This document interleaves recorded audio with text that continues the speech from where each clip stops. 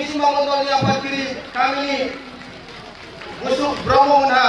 जोंनि बर'नि खामजों लोगोसे आर'नाइजों बरायगोन। बयखौबो आखाइ खबना होनो थाखाय खावलायबाय। अकलगे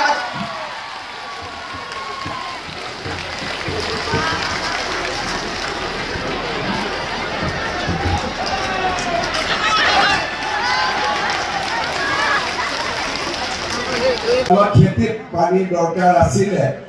जी নহক মন বিলাক ফুটিত আছে নে নাই বিটিআৰত বিজেপি ইলেকশন খেলিব লাগিব নে নালাগে লাগিব জিকিম নে নাই কাজলগাঁও জিকিম নিচিমা জিকিম তেতিয়ালে মোৰ লগত কব ভাৰত মাতা কি ভাৰত মাতা কি नरेंद्र मोदी अमित शाह जेपी नड्डा काजलगाँवर कार्यकर्ता मिसिमार कार्यकर्ता আহিবৰ সময়ত শুনিব পালো যে চিৰাঙত বৰষুণ হৈছে কৌশিক ৰায় ডাঙৰীয়া সুধিলো মিটিং হ'বনে মই যাব লাগিবনে बोले নহয়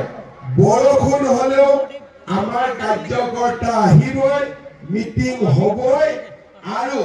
সকলোৱে বিজেপিৰ কাৰণে একেবাৰে মনত শক্তি বান্ধি ৰাখি থৈ দিছে তথাপিতো মই বিশ্বাস কৰা নাছিলো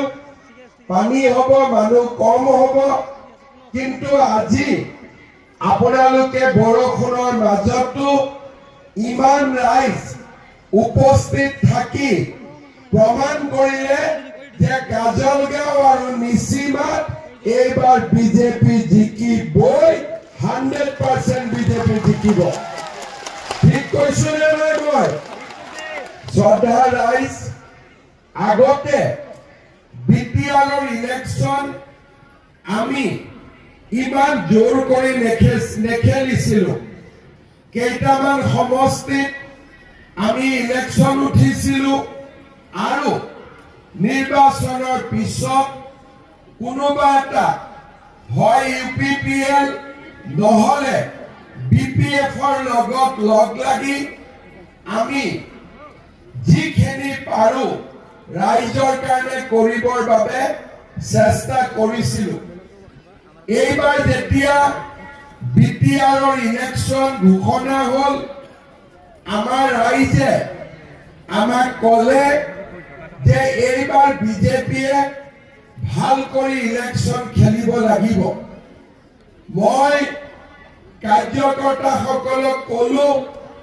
যে মই সকলোকে গৈ লগ কৰিম ওদালগুৰি তামুলপুৰ বাক্সা চিৰাং কোকৰাঝাৰ আৰু মোক যদি কাৰ্যকৰ্তাসকলে কয় ৰাইজে কয় ইলেকশন খেলিব লাগে আমি ইলেকশন খেলিম কাৰণ আমি যদি ইউপিপিএলক কলোহেঁতেন যে আপোনালোকে 30টা সিট লওক বিজেপিক 10টা সিট দিয়ক তেওঁলোকেও মানিব আৰু যদি বিপিএফ হাগ্ৰামাকো মহিলাইকো কলোহেঁতেন যে আপোনালোকে 30টা সিট লওক আমাক 10টা সিট দিয়ক অসুবিধা একো নাছিলে কিন্তু ৰাইজৰ মনত ইচ্ছা আছিলে যে এইবাৰ অলপমান বেলেগ হওক মই ৰাইজৰ ওচৰত গলো প্ৰথম মই ওদালগুৰি জিলালৈকে গলো ওদালগুৰি জিলাত আমাৰ যিমান কেইটা বিটিআৰৰ সমষ্টি আছে সকলো সমষ্টিতে মই একোখনকৈ মিটিং কৰিলো আমাৰ হৰিসিঙা খৈৰাবাৰী পাঁচনৈ ননৈ চেলভাং ভেৰগাঁও মুদৈবাৰী এই গোটেই জাগাবিলাকত মই মিটিং কৰিলো তামুলপুৰত মই গলো দৰঙাজুলি নাগৰিজুলি বাগানপাৰা শুক্লাই চেলভাং গুৰেশ্বৰ বাক্সাত গলো মথনগুৰি মুছলপুৰ ককলাবাৰী আমাৰ খালবাৰী আৰু দিহিৰা আৰু কেইদিনমান আগতে মই চিৰাঙতো আহিছিলোঁ চিৰাঙতো আমাৰ পাঁচনৈচেৰফান থুৰিবাৰী সুবাইদাৰ কোকৰাঝাৰতো গলো দতমা ফকিৰাগাম মই যিমান জায়গাত গলো সকলোতে মই এটাই কথা দেখিলো আৰু আজি কাজলগাঁও আৰু নিচিমা যে ৰাইজে এইবাৰ বিজেপি ইলেকশ্যনত জিকাবই আৰু বিটিআৰত কোকৰাঝাৰত চৰকাৰ গঠনত এইবাৰ বিজেপিয়ে আটাইতকৈ শক্তিশালী ভূমিকা গ্ৰহণ কৰিব শ্ৰদ্ধাৰ ৰাইজ নহয় আমি বিপিএফৰ বিৰুদ্ধে নহয় আমি ইউপিপিএলৰ বিৰুদ্ধে নহয় কিন্তু আমি ৰাইজৰ লগত আছো আমি ৰাইজৰ লগত থাকিব বিচাৰো আজি বিটিআৰ 2003 চনত হ'ল 22 বছৰ বিটিআৰ হৈ গ'ল 22 বছৰ আগতে যি লৰাৰ জন্ম হৈছিল তাৰ এতিয়া বিয়া হোৱাৰ সময় হ'ল কিন্তু বিটিআৰত এতিয়াও যি ধৰণে ৰাইজে অধিকাৰ পাব লাগিছিল এতিয়াও ৰাইজে অধিকাৰ পোৱা নাই আমাৰ বিটিআৰত 26টা জনগোষ্ঠীৰ লোক বাস কৰে আদিবাসী হওক বড়ো ৰাইজ হওক ৰাভা হওক হৰণীয়া কছাৰী মদাহী বৰ্মন কছাৰী ডিমাচা কছাৰী অসমীয়া ভাষী কোচ ৰাজবংশী কলিতা নাথযোগী গোৰ্খা নেপালী ভাষী বঙালী ভাষী হিন্দী ভাষী এই গোটেই ৰাইজে আমাৰ দেশী জলহা গৰিয়া এই গোটেই ৰাইজে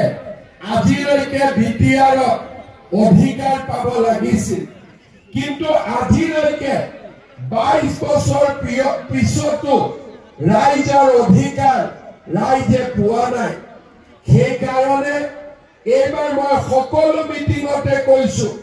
বিজেপি বিটিআৰত শক্তিশালী ভূমিকা গ্ৰহণ কৰিব বিটিআৰত কোনো দ্বিতীয় শ্ৰেণীৰ নাগৰিক নাথাকিব সকলো প্ৰথম শ্ৰেণীৰ নাগৰিক বিটিআৰত হ'ব লাগিব যদি অসমৰ আন জাগাৰ মানুহে ভিচিডিসি খাতিৰ কৰিব নালাগে বিটিআৰৰ মানুহে ভিচিডিসি কিয় খাতিৰ কৰিব লাগে এই প্ৰশ্নৰ আমাক উত্তৰ লাগে আৰু সেই কাৰণে মই ৰাইজক কৈছো যে এইবাৰ আমি ব্যৱস্থাৰ পৰিৱৰ্তন কৰিব লাগিব আমাৰ বিটিআৰৰ দুখীয়া মানুহে প্ৰধানমন্ত্ৰীৰ ঘৰ পাব লাগিব আমাৰ আই মাতৃয়ে অৰুণোদয় পাব লাগিব নিযুত মইনা পাব লাগিব লাখপতি বাইদেউ পাব লাগিব মানুহে দুখ আৰু কষ্ট অনুভৱ নকৰিব মোক সাংবাদিকসকলে সোধে যে প্ৰথম শ্ৰেণী পোৱা নাই দ্বিতীয় শ্ৰেণী যোনে ঘৰ পাইছে সি ঘৰ দি